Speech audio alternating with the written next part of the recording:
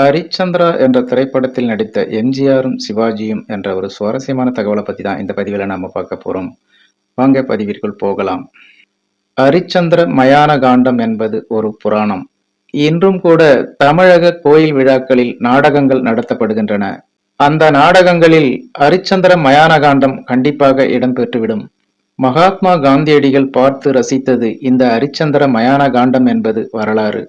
ஒரு பெரிய நாட்டின் அரசன் நாடு நகரங்களை இழந்து சூழ்நிலை காரணமாக சுடுகாட்டில் பிணம் எரிக்கும் வேலைக்கு வரும் கதை இது. இப்படி ஒரு படம்தான் நடிகர் திலகம் சிவாஜி கணேசன் நடித்து வெளிவந்தது.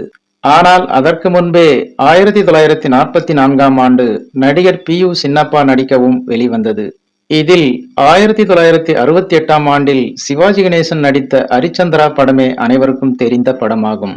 பி.யு. சின்னப்பா நடித்த பழைய ஹரிச்சந்திரா என்ற திரைப்படத்தில் சத்தியகீர்த்தி வேடத்தில் புரட்சி தலைவர் எம்ஜிஆரும் நடித்திருந்தது குறிப்பிடத்தக்கது. ஓகே ஃப்ரெண்ட்ஸ், இந்த ஒரு சுவாரஸ்யமான தகவல் உங்களுக்கு பிடித்திருக்கும் என நம்புகிறேன். மேலும் இது போன்ற பல சுவாரஸ்யமான தகவல்களை பற்றி தெரிந்து கொள்ள நம்முடைய சேனலுக்கு உடனே ஒரு லைக் போட்டு சப்ஸ்கிரைப் பண்ணி சப்போர்ட் பண்ணுங்க. நன்றி, வணக்கம்.